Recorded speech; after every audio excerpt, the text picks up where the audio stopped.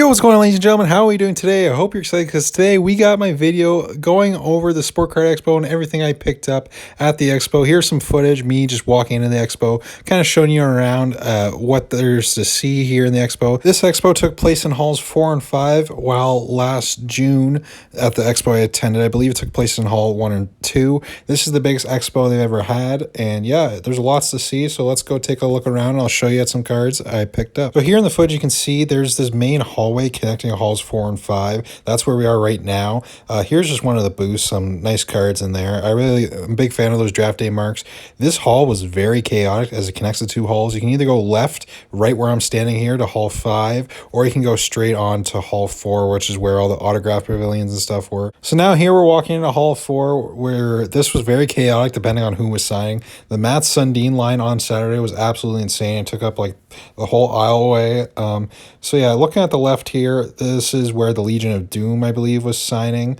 I'm not too sure. I didn't get anything signed, so I wasn't paying too much attention to it. And then there's like a little picture booth there. You could be a Hanson for a day sort of thing. Stuff like that. Yeah, anyways. The main reason I wanted to make this video is because if you're a beginning sport card collector, I wanted to give you an idea of what this Sport Card Expo looks like and how it all kind of works.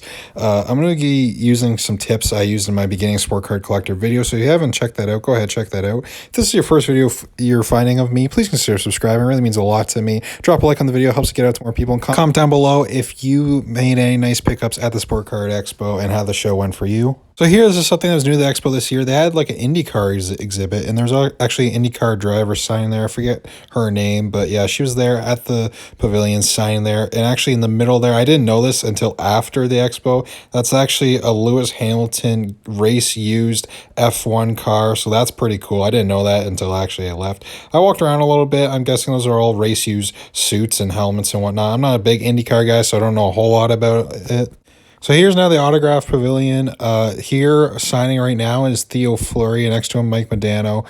You can kind of see him there through the crowd.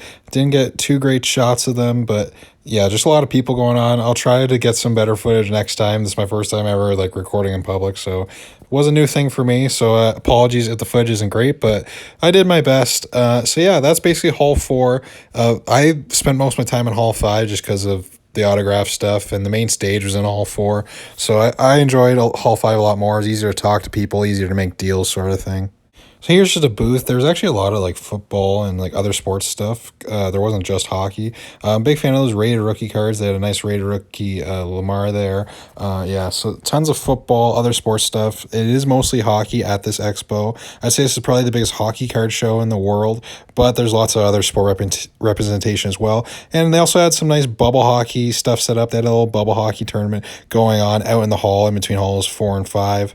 So here's the entrance to hall 5. Hall 5, there's a lot more vendors, as well as the upper deck pavilion was in here as well. I believe the Ultra Pro and eBay was in this hall, along with the grading submission center. I will be showing some footage of PSA Canada, showing you guys what the lines looked like. I went there right away in the morning. I waited about 25-30 minutes in the morning. I got there right at 10. So if I got there a little early, I probably would have been at the front of the line, but it went well. So I'll show you a picture or some footage of the line when I got there, as well as later in the day.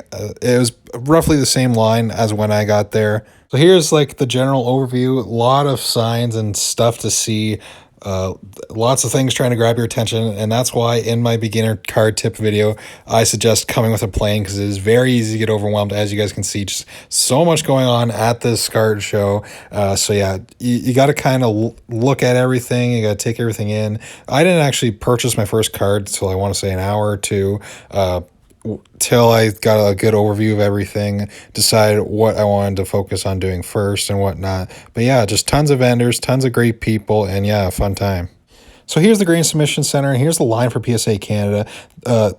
This is around 4 o'clock, and when I got there, it was right at open at 10. They told us when we were waiting in line at 10 that it's better to come back like throughout the day as the line gets shorter and everyone tries to go there in the morning.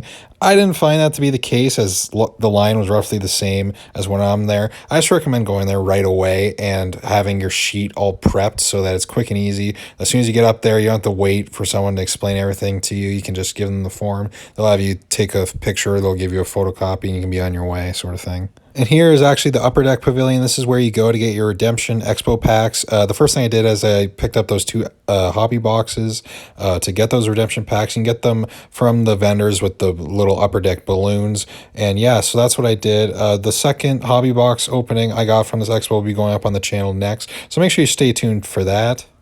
So here's actually the first cards I picked up at the expo. My budget for this expo was around $500 plus the grading submission I did. I did a 20 card grading submission, but I won't be billed for that just yet. The first card I picked up, game used, well, all-star game used jersey, Jonathan Huberdeau auto, along with Radko Gudas Future Watch auto and an Oliver Wahlstrom Young Gun canvas. So the Huberdeau auto was $15 as well as the Wahlstrom canvas Young Guns, and the Gudas Future Watch auto was $5. I just thought the Huberdeau and the Gudas was cool. That's the reason I picked it up, and I think that Wahlstrom still has some room to grow, so I thought that was a good pickup as well. So I actually didn't pick up a ton of cards at the expo. If you guys would have saw my trade-up challenge, you would have saw that, well, spoilers for the trade-up challenge, that I finished off with the Travis Konechny and the Jake DeBrusk Young Guns.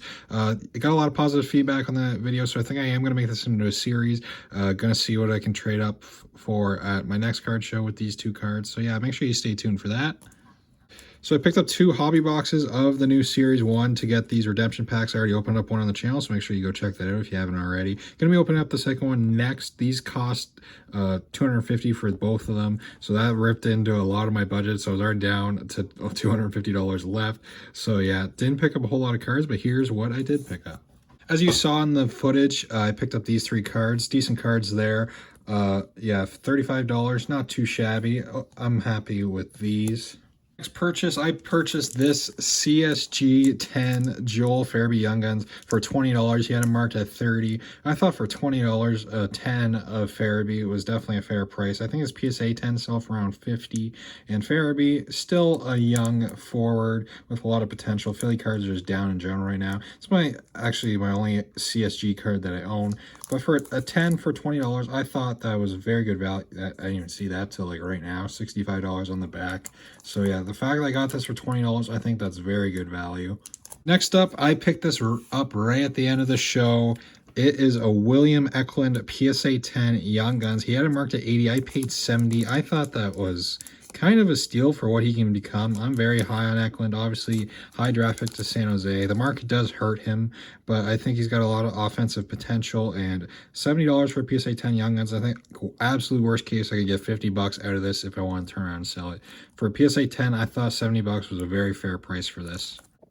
And now my pickup of the show. I don't know how I feel about it. I think I kind of overpaid for it, but it was the only vendor I saw that had this card at the show. I purchased a Cup RPA rookie patch auto of Brendan Gallagher. As you can see, I had it marked at $220. I ended up paying $170. I checked eBay. The only Cup RPA of Gallagher that sold on eBay sold for around $75, I believe, in the past year. And the only ones listed, the lowest one listed was at $175 Canadian. So I paid less than I would have paid on eBay for this card. Obviously, the patch isn't too great. It's a two-color patch with the Star of the Habs logo up there. The auto is really nice, but I feel like I kind of overpaid for this. But even then, this is like a holy grail style card for me. The Cup, obviously, it's the highest end hockey card product. I will never be able to open it. They're like $2,000 a box. Brendan Gallagher, my favorite player of all time. I only have one other Cup RPA, and that's just of a local player that was like really cheap. It was like $5. But yeah, obviously this is probably one of the favorite cards in my collection now. Didn't see any of these at any of the vendors. I did see a couple K price Cup RPAs, but those are around like 6K. And the only way I was gonna get one of those is if I part ways with this Ovechkin, most likely. So yeah, didn't end up getting that. I wanted a cool Habs auto or patch card, something like this, and I saw this. I didn't see it anywhere else. I'm like, okay, you know what, 170, I guess I'll do it. So yeah, let me know what you guys think. Did I screw up purchasing this? Didn't make any other trades besides the trade-up challenge. I did have a couple opportunities to sell some cards, but I didn't think the deal was right. One offer that stands out to me, I had an offer. A guy was willing to pay me $600 for all three of these cards. I maybe would have considered it if it was just these two, maybe $400 for the pair. But the Lafreniere, I thought, he currently sells around, I think, like $3 still. I thought that was just too low. And these guys are both around like $250 on eBay. So even then, I'm giving them like a $50 discount on those. So I wasn't going to sell these. Maybe if he offered for these two. I'm thinking maybe I should have countered him and said maybe these two and leave the Frenier out. But yeah, didn't sell any cards. Only made trades in the trade up challenge. And yeah, let me know what you guys think of my pickups at the Sport Card Expo. Did I screw up buying this Brendan Gallagher? I think it's a holy grail card. I actually love it. I wish the patch was nicer. That's the only thing. Maybe I'll try and trade for a better patch in the future. Yeah, guys, let me know what you think. Let me know if you enjoyed that Expo down in the comments below. Drop a like on the video. It really means a lot to me. Helps me grow the channel. And subscribe if you're new and want to see some more. And yeah, guys, take care. Have a good one.